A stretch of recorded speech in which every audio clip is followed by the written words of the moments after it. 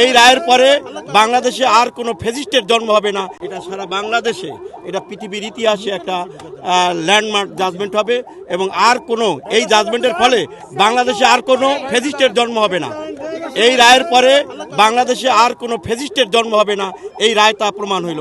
এটা তো এখনই বলা যাচ্ছে না এইটা ফাঁসির প্রসেস এবং আসামি পক্ষ কী করে তারপরে কার্যকরের প্রশ্ন আসে। তাদের তো আরও আইনি স্টেপ নেওয়ার সুযোগ আছে এখনও। আদালতে কি সবকিছু প্রমাণিত হয়েছে এ পর্যন্ত? অ্যাবসলিউটলি প্রমাণ না হয় অ্যাবসলিউটলি প্রমাণ হয়েছে। আপনারা ইতিমধ্যে দেখেছেন এই রায়টা একদম মিডিয়া ট্রায়ালের মাধ্যমে এই রায়টা দিয়েছে।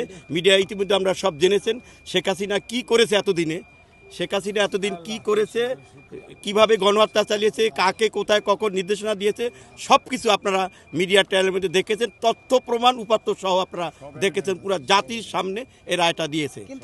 এই যে হইল ফাঁসি, এটা তো এখনই আপনি বলতে পারবেন না, এটা আরও সামনে অনেক আইনি প্রসিডিউর আছে, এই আইনি পদক্ষেপের পরেই বলা যাবে।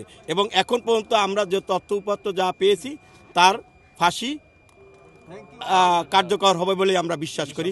আইনি প্রক্রিয়ার মধ্যে কোনো আসল লুপহোল আছে কিনা? না প্রশ্নই আসে না, আইনে কোনো ভ্যাকুয়াম নাই।